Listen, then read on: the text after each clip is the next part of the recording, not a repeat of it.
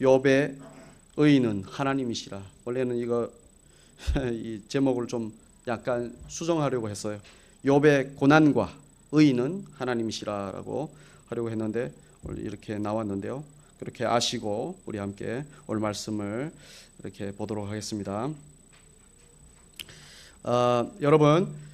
여러분이 만약 잘 익은 사과 하나가 높은 데서 이렇게 떨어지는 것을, 땅으로 떨어지는 것을 보신다면 어떤 생각이 들겠습니까?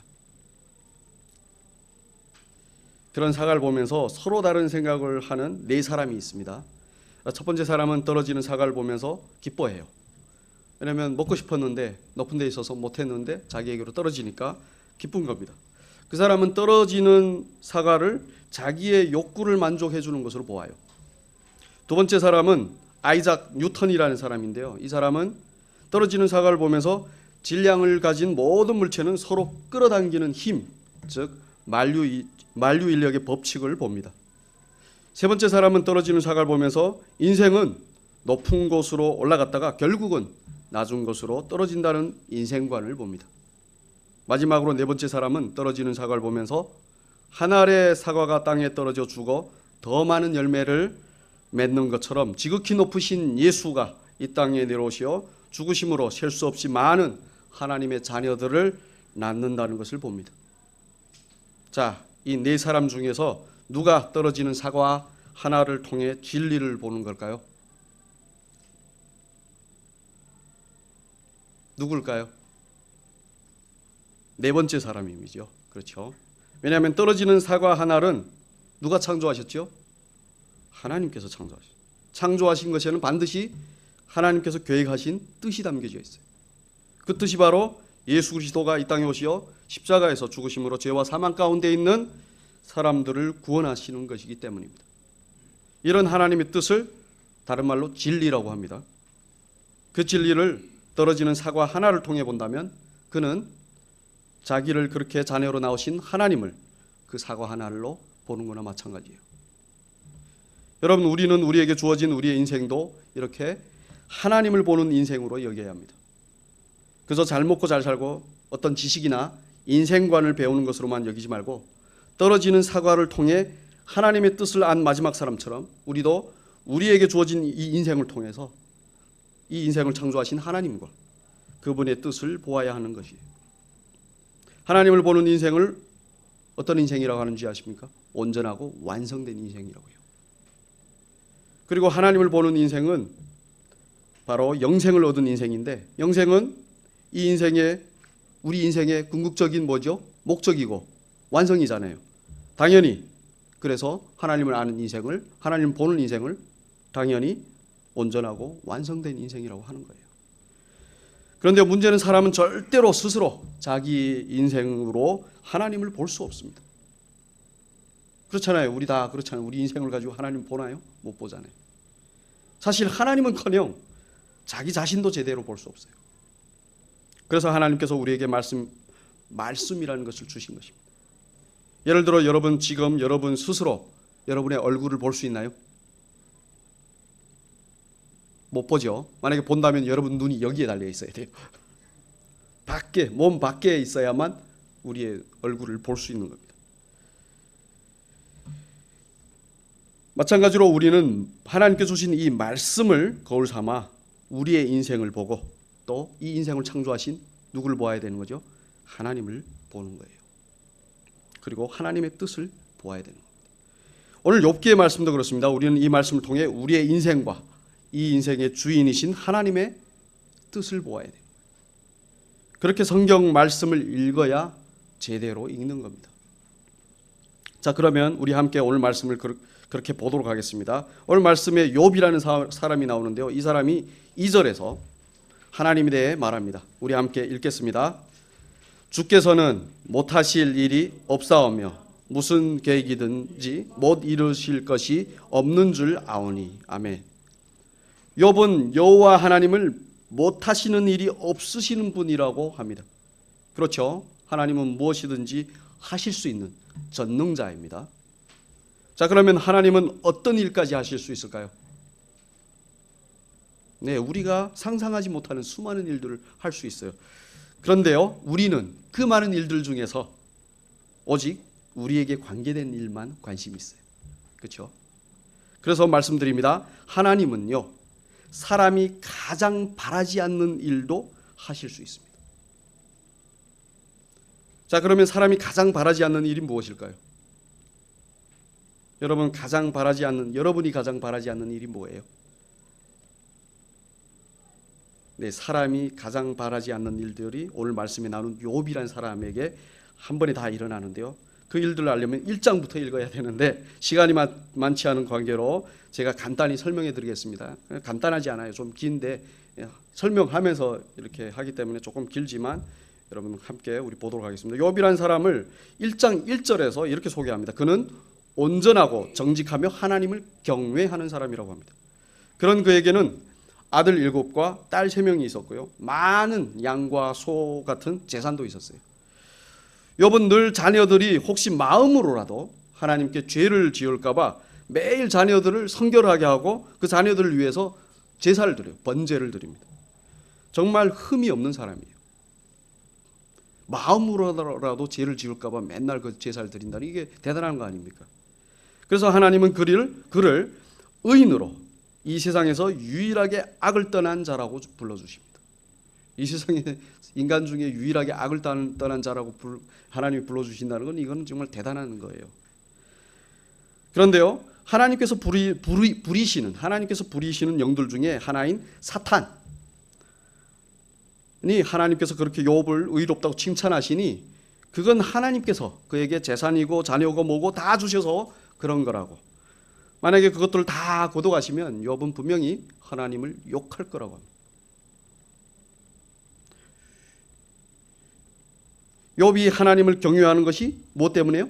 그가 가진 그 소유, 그런 것들 때문이라고 하는 거죠. 그래서 하나님께서 그 사탄에게 그러십니다. 그러면 욥의 모든 것을 치라고 하십니다. 다 치워서 없애라고. 그러면 그 욥이 어떻게 하나 보자.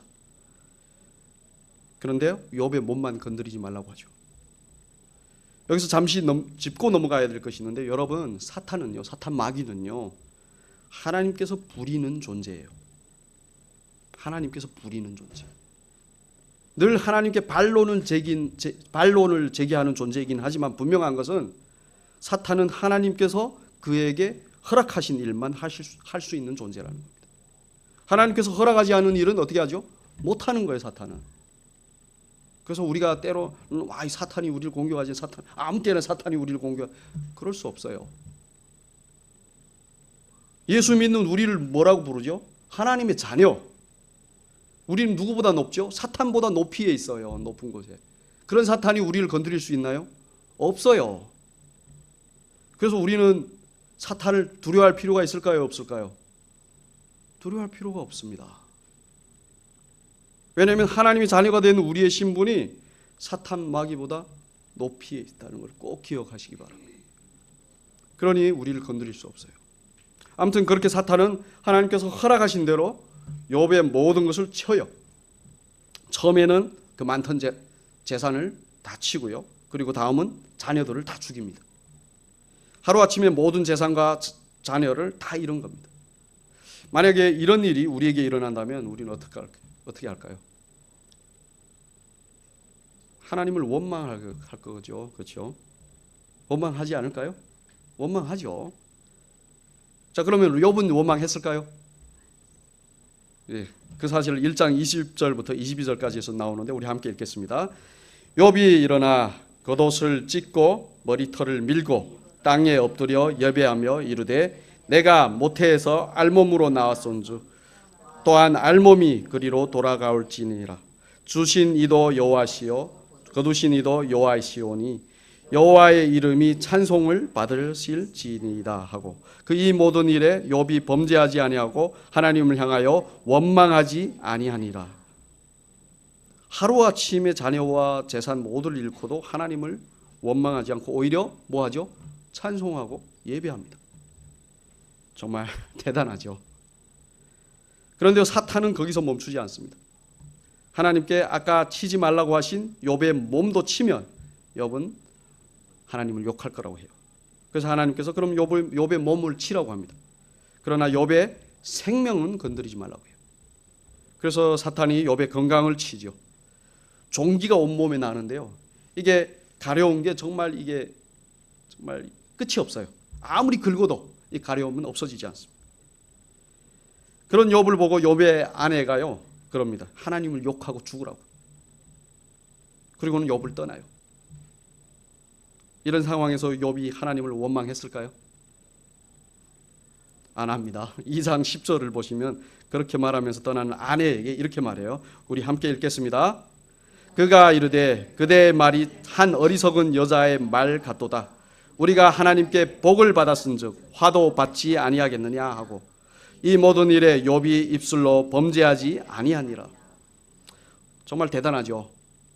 그런 상황에서 그런 고통을 주신 하나님을 원망하지 않아요. 그런데 여러분 보십시오. 하루아침에 욥은 자녀와 아내 그리고 모든 재산과 건강까지 다 잃은 사람이 됐어요. 사람이 가장 바라지 않는 일이 욥에게 어떻게 일어난 거죠? 한 번에 다 일어난 거예요. 더 심각한 것은 뭔지 아십니까? 죽지 않고 살아있는 상태에서 이런 일들을 다 경험한다는 거예요. 여러분 이 죽지 않고 살아있을 때 경험하는 게 그게 진짜 큰 고통이에요. 그래서 고통은 죽은 자에게는 없어요. 살아있으니 고통이 고통인 거예요. 그래서 욥이 3장 20절에서 자기의 그 처지를 이렇게 곡해요.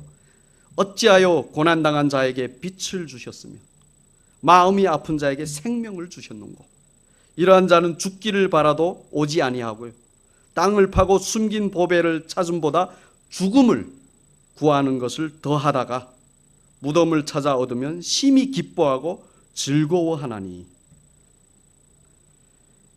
욥은 자기가 겪는 그 상황이요 차라리 죽는 그 상황 속에서요 자기는 차라리 죽는 게 낫다고 하는 거예요. 이런 상황을 우리는 고난이라고 합니다. 그런데요 욥에게 고난을 누가 주셨다고 했죠? 아까 고난을 최종적으로 누가 주셨다고 했죠? 마귀가 아닙니다. 하나님께서요. 욥을 의롭다고 하신 하나님께서 욥에게 그런 고난을 주신 것입니다. 그런데도 욥은 하나님을 원망하지 않아요.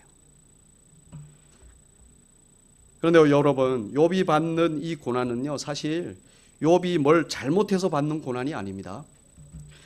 하나님께서 그러셨잖아요. 욥은 이 세상에서 유일하게 악을 떠난 의인이라고요. 악을 행한 것도 없는데 까닭 없이 고난을 주셨다고 하나님께서 2장 3절에서 말씀하셨어요. 그러면 생각해 보십시오. 악을 행하고도 고난을 받으면 사람은 불평하기 마련인데 악을 행한 적 없는데 까닭 없이 고난을 받는다면 이거 얼마나 억울하겠습니까? 그렇죠? 그런데도 욥은 하나님을 원망하지 않아요. 정말 대단한 사람인 것 같아요. 그런데요, 여러분 이런 욥을 보면서 누군가가 떠오르지 않습니까? 누가 떠오르시나요? 어떤 죄도 없으신 진정한 의인임에도 불구하고 까닭없이 십자가에서 고난을 받으신 하나님의 아들 예수 그리스도가 생각이 나요. 십자가의 고난 속에서 원망이 아닌 오히려 하나님의 뜻이 이루어지길 간구하신 예수님의 모습을 욥의 이 모습을 통해서 볼 수 있는 겁니다. 욥은 사실 예수님의 그 모형이에요. 예수 그리스도의 고난을 역사 속에서 미리 보여주는 모형. 욥의 입장에서는 까닭없이 받는 고난이겠지만 사실 그 고난은 하나님께서 계획하신 하나님의 뜻이 어떻게 이 세상에 이루어지는지 보여주는 고난인 거예요. 그런데요, 그냥 예수 그리스도의 고난만 보여주시기 위해 고난받는 거라면 욥이 얼마나 억울하겠습니까? 그렇죠? 이거는 자기도 모르게. 그런데요, 욥에게 고난을 주신 것은 욥을 당대의 의인으로서 사실 완성하시기 위해서 주신 고난이에요. 하나님이 그를 의인이라고 불러주셨잖아요. 의인이 뭔지 보여주시기 위해서 그에게 주신 고난입니다. 그런데요, 의인으로 완성되어가는 고난의 여정에는 반드시 인간의 민낯, 즉 인간의 본 모습이 드러납니다. 우리는 지금까지 욥이 고난을 받고 하나님을 원망하지 않는 아주 훌륭한 모습을 보았습니다. 그러나 시간 앞에 장사가 없다는 말이 있죠.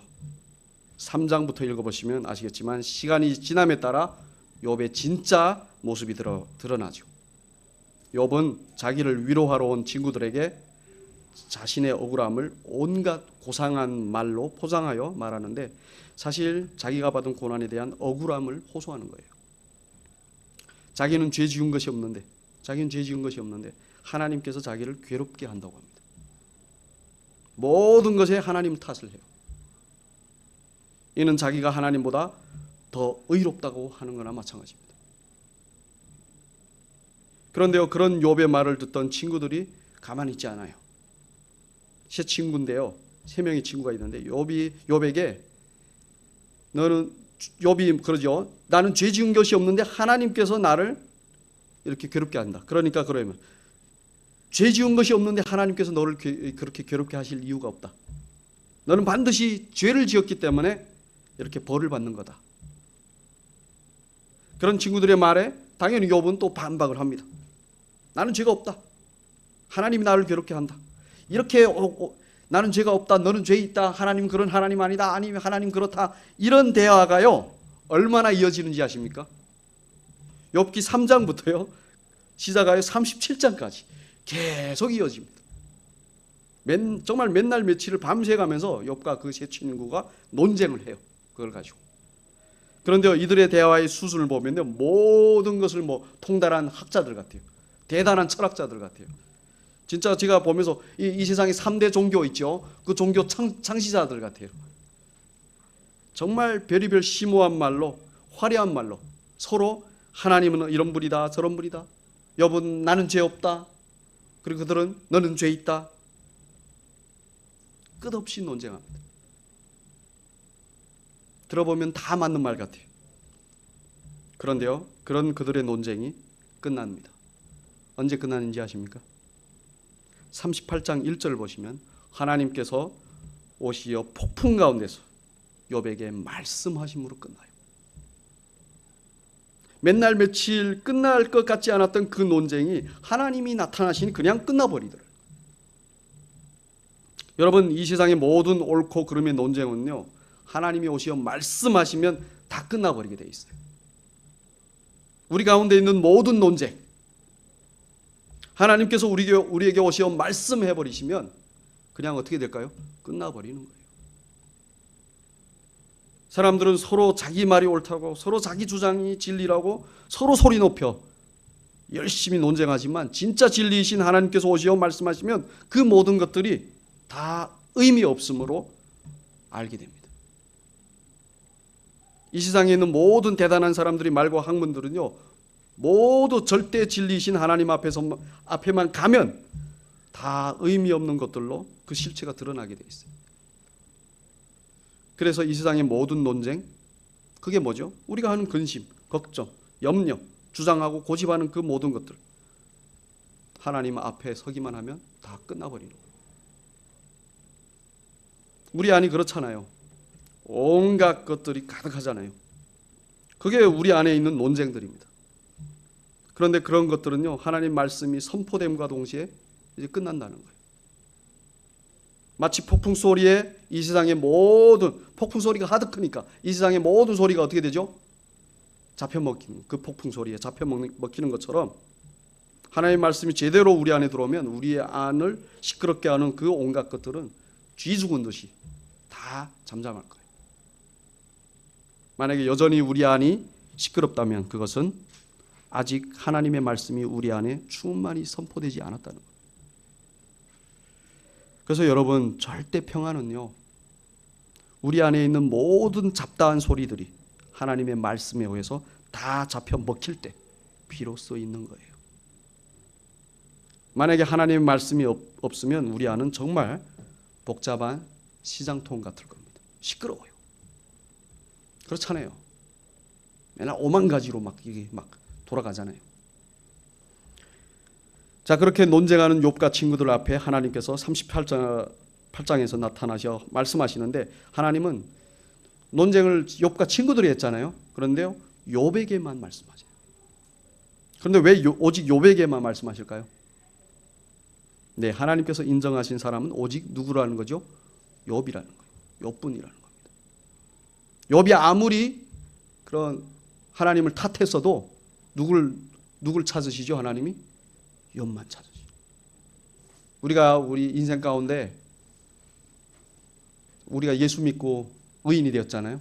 의인이 되고도 늘 하나님을 탓하잖아요. 원망하고. 근데 하나님이 우리를 찾아오십니다. 그런 우리를. 우리가 누구하고 싸우잖아요. 누굴 찾아오실까요? 그 사람들 찾아가실까요? 우리가 기도하잖아요. 하나님 저거 좀 어떻게 좀 하십시오. 이러고. 저 사람 좀 어떻게 하십시오. 일 좀 해결해 주십시오. 근데 안 가세요 거기. 누구한테 찾아오실까요? 우리한테 오세요. 문제는 누구한테 있다는 거죠? 우리한테 있다는 겁니다. 그리고 왜 우리를 찾아오시죠? 우리를 택하셨기 때문에. 우리를 더 사랑하시기 때문에. 그리고 오셔서 어떻게 말씀하시는지 아십니까? 너희들이 나에 대해 뭘 안다고 그렇게 떠들어? 그동안 이들이 한 말을 들어보면요, 정말 대단해요. 근데 하나님이 한마디, 뭘 안다고 그렇게 떠들어요? 나에 대해 뭘 알아? 내가 창조할 때 너희들 있었어? 내가 지금 다스리는 이 모든 건 너희들이 어떻게 다스리는지 보고 있어? 볼 수 있어? 까불고 있네 이것들이. 그냥 한마디로 이거예요. 뭐 주저리 그리 말이 많어. 너희들이 말한 모든 거 다 틀렸어. 이들은 다 진리라고 생각했어. 자기 말이 다 틀렸어 해버리시. 다 의미 없는 것들이야. 생각해 보십시오. 자기들은 하나님에 대해 잘난다고 그렇게 자신하며 떠들었는데 하나님이 나타나셔 다 틀렸다고 하시니 무슨 할 말이 더 있겠어요. 그래서 욥이 어떻게 하는지 아십니까? 자기 입을 막아요. 주를 배우는 입을 막습니다. 이래요. 더 이상 말하지 않겠어요. 그래서 진짜 하나님을 본 사람은요, 말이 없는 사람. 그런데요, 그렇게 말씀하시는 하나님 앞에서 하나님께서 유독 인정하시는 말이 있어요. 그 말을 욥이 하는데요, 그 말이 바로 오늘 본문 2절부터 7절까지에서 나오는 말입니다. 우리가 아까 읽은 욥의 말이에요. 우리 함께 다시 읽겠습니다. 2절부터 7절까지요. 주께서는 못하실 일이 없사오며 무슨 계획이든지 못 이루실 일이 없는 줄 아오니 무지한 말로 이치를 가리는 자가 누구이니까. 나는 깨닫지도 못한 일을 말하였고 스스로 알 수도 없고 헤아리기도 어려운 일을 말하였나이다. 내가 말하겠사오니 주는 들으시고 내가 주께 묻사오니 주여 내게 알게 하옵소서.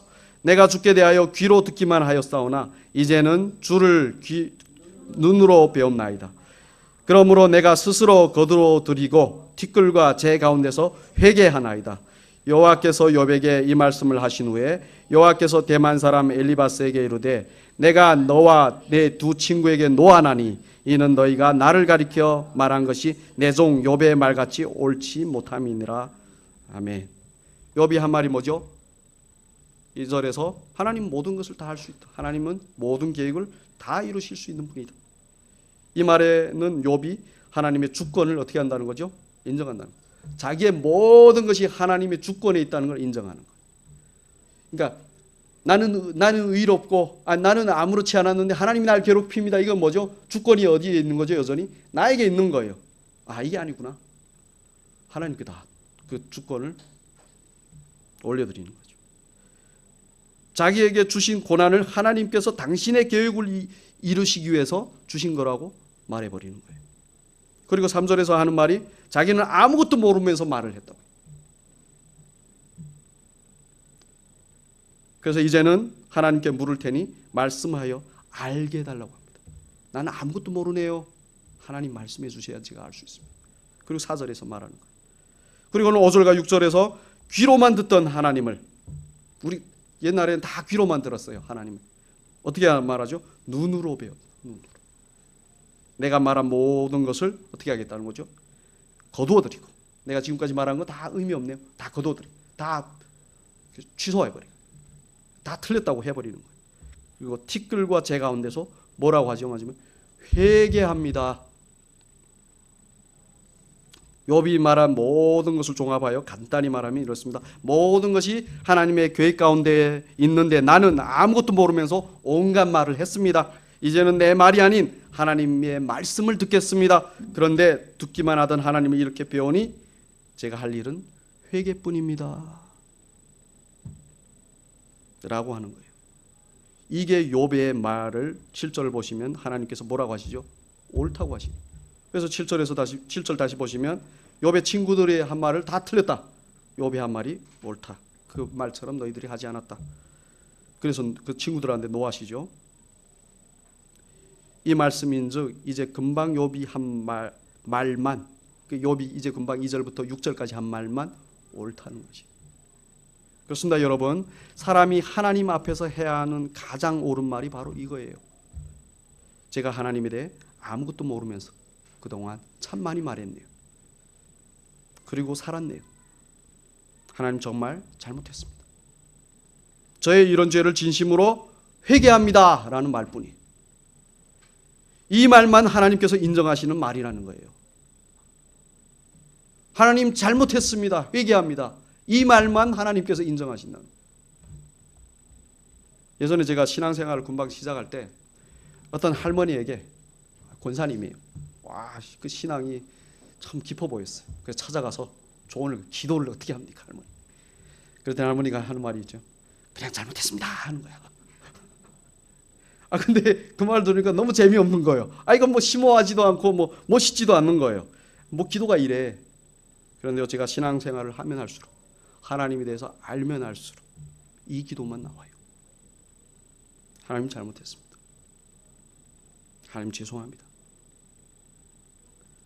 왜냐하면 우리가 아무리 많이 알고 잘한다 해도요, 하나님 앞에서는요 다 아니기 때문이에요. 하나님 앞에 인간은 다 아니에요. 하나님이 은혜를 주셔야만 인간은 살 수 있는 겁니다. 자랑할 게 아무것도 없어요. 하나님 앞에서 할 수 있는 옳은 말은 이것뿐입니다. 제가 틀렸습니다. 제가 잘못했습니다. 오직 우리의 죄에 대한 회개만 우리에게서 나오는 것 중에서 유일하게 하나님께서 옳다고 인정하시는 말이라는 거예요. 그런데 회개는 누구의 이름으로 해야 될까요? 네, 예수 그리스도의 이름으로 하는 거예요. 이는 8절을 보시면 하나님께서 욥과 논쟁하던 친구들에게 그들의 죄를 누구에게 가서 사함받으라고 하죠? 욥에게 가서 제사를 드림으로, 그리고 욥이 그들을 위해서 기도함으로 그렇게 용서하시겠다고 하죠. 욥은 예수님을, 아까 말씀드린 것처럼 예수님을 미리 보여주는 모형이라고 했습니다. 그러니 우리도 오직 하나님께서 인정하시는 의인인 예수 그리스도의 이름으로만 우리의 죄를 회개할 수 있는 거예요. 그분이 우리를 용서해 주시고 그분이 우리를 위해서 십자가를 지셔야만 우리가 용서받는 거예요. 우리가 예수님의 이름으로 우리의 죄를 회개할 때 하나님은 우리를 욥처럼 의인이라고 불러주시는 겁니다. 그게 의인의 완성이에요. 그런데요, 아까 제가 욥의 고난은 하나님께서 욥을 당대 의인으로 완성하시기 위해 주신 것이라고 했잖아요. 그러면 욥이 어떻게 의인으로 완성되는 걸까요? 네, 고난을 통해. 그러니까 제가 말씀드렸잖아요. 이게 욥이 그 마지막에 회개하는 그것이 의인의 완성이면 그까지 오는데 뭐가 있었죠? 고난이 있었던 거예요. 고난.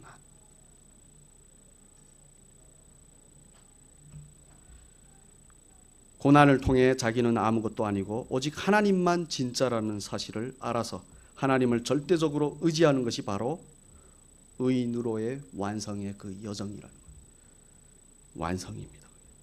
욥의 회개가 바로 그것입니다. 얼마나 자기는 잘못이 없는데 하나님이 자기를 괴롭힌다고 하나님을 탓했습니까? 그렇죠? 얼마나 그렇게 탓했어요. 그런데 그런 자기를 부정하고 하나님만 인정하는 것, 그게 바로 의인으로서의 완성. 자기의 의는 오직 하나님이시라. 내 의가 내가 뭐 말하고 행동하는 거, 내가 생각하는 것이 그게 아니라 나를 의롭다 하시는 분은 하나님이시네. 그런 내 의는 누구죠? 하나님. 나한테서 의를 하나도 안 찾아요. 나한테서 잘 옳은 것을 하나도 안 찾습니다. 누구한테서 찾는 거죠? 하나님에게서. 그래서 욥의 의는 누구라는 거죠? 하나님. 그래서 제가 제목을 아까 욥의 고난도 누가 주신 거죠? 하나님. 욥을 의롭다고 하시는 분도 누구라고 하셨죠? 하나님. 그래서 욥의 완성되는 것은 누구에 의해서 완성되는 거죠? 하나님. 의인이 완성되는 것은 하나님에 의해서 완성된다. 우리는 가짜고 오직 하나님께서 세우신 예수 그리스도의 의만 진짜입니다 라고 하는 거예요. 그 예수 그리스도의 의가 뭐죠? 하나님의 사랑이잖아요. 그렇죠? 우리를 향한 하나님의 사랑이 그 의예요. 하나님이 우리를 어떻게 사랑하는지 우리가 아는 것이, 그리고 우리가 그 사랑이 되어서 그 사랑을 완성하는 겁니다. 그렇게 완성이 되면 더 이상, 자 아까 10절에서 뭐라 했죠? 하나님께서 욥이 친구들을 위해서 기도하니까 욥의 고난을 어떻게 하셨다고 했죠? 거두가신 거죠. 그런 것처럼 더 이상 고난이 없는 거예요. 그래서 10절을 보시면 이제 말씀드린 것처럼 하나님께서 욥의 고난을 거둬가신 것처럼 우리 고난도 거둬가셨다고 다시 지금 말씀드리는 겁니다. 그리고 뭐가 주어지죠? 이전의 모든 소유보다 갑절이나 주셨다고. 자기를 괴롭히던 친구들을 위한 기도는 바로 용서입니다. 하나님을 알고 나서 하나님의 사랑을 받은 욥이 다른 이들을 사랑하는 그런 용서란 말입니다. 그렇게 욥이 사랑이 되어 완성되니 고난은 떠나갔다는 거예요. 제가 이거 다시 설명해 드리는 겁니다. 우리도 마찬가지입니다. 우리가 우리를 향한 하나님의 사랑을 알아서 그 사랑이 되면 우리를 괴롭게 하는 고난도 어떻게 되겠죠? 영원히 사라져요. 영원한 천국만 우리에게 있는 거예요. 그래서 우리가 다 천국 가는 겁니다. 영원. 이 고난의 세상을 떠나서. 그런데 이 일은 반드시 욥에게 하나님께서 찾아오시어 말씀하심으로 된 거예요. 여러분 꼭 기억하십시오. 이 사실. 그냥 되지 않았어요. 어떻게 됐죠? 완성이 됐죠? 하나님께서 찾아오시어, 그를 사랑하시는 하나님께서 찾아오시어 말씀하심으로 된 겁니다. 하나님의 말씀 없이 살면 절대로 하나님을 알 수도 없고 또한 의인으로 완성될 수 없습니다. 1000만 년 살아봐요. 이 땅에서. 하나님이 찾아오시어 말씀하지 않으면 절대로 안 돼요. 제가 제 이야기를 하나 해드리고 이렇게 설교를 마치도록 하겠습니다. 제가 둘째를 낳고 지금까지 좀 거의 전담해서 보고 있어요. 그런데 저는 사실 둘째를 낳고 싶지 않았어요. 왜냐하면 교회를 같이 간 지 얼마 안 됐는데 할 일이 너무 많잖아요. 하고 싶은 일도 너무 많고. 근데 둘째를 낳으면 분명히 제가 봐야 되니까 낳고 싶지 않았는데 하나님께서 주셨어요. 둘째다 보니까 첫째 하나면 아내가 보기에 냅두겠는데 둘째다 보니까 아내가 첫째를 보니까 이 둘째는 봐야 되는 거예요. 이렇게 할 수 없이 보는데 지금 1년 넘게, 둘째가 지금 19개월 됐습니다. 19개월 동안 둘째를 보는데요. 정말 힘들어요. 허리도 나가고요. 간 수치도 올라가고 늘 피곤에 쌓여있고 우울하기도 하고. 사실 저는 북한에서 온 북한 남자잖아요. 북한 남자들은 다 그렇지는 않지만 저는요, 예전부터 아이들은 여자가 키워야 된다, 이 관점이 있었어요. 근데 제가 지금 키우고 있어요. 남자는 남자 일을 해야 된다, 이게 관점이 있었는데, 근데 제가 키우고 있으니까 이게 제 안에서 이게 충돌이 일어나는 거예요. 답답하고 때로는 둘째를 낳은 아내가 믿기도 하고 너무 힘든 거예요. 근데 여러분, 제가 둘째가 미워서 그런 게 아닙니다. 정말 이뻐요. 그리고 둘째를 돌보는 것이 힘들어서 그런 거 아니에요. 근데 뭐가 힘든지 아십니까?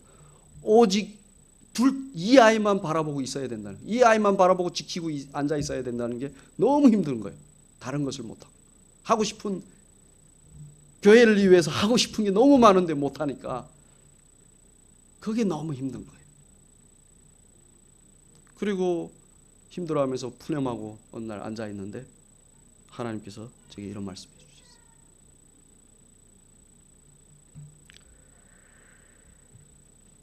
내가 너를 그렇게 지켜보고 앉아 있다. 다른 거 다 관심 없고 오직 너만 사랑해서 내가 너를 그렇게 지키고 앉아있다.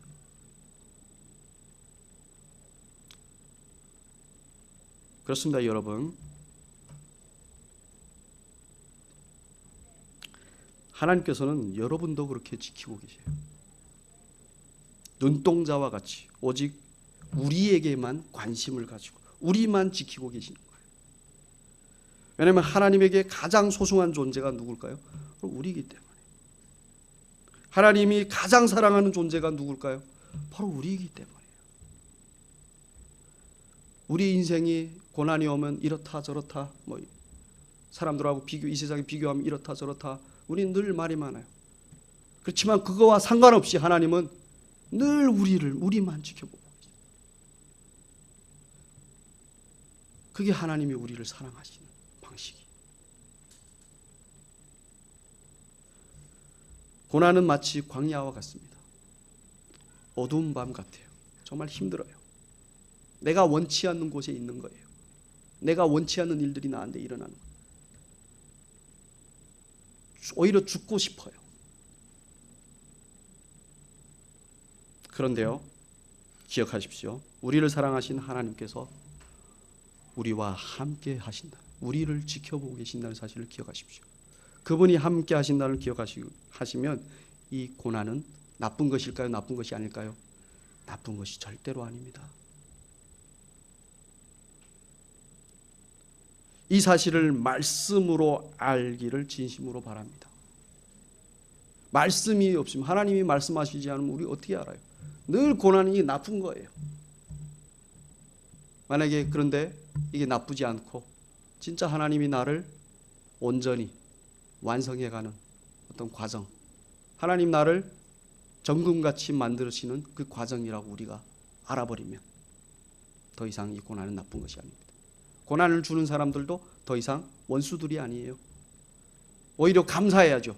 그들 때문에 그들이 그런 짓을 함으로 내가 성숙하게 되고 완성되어 가니까.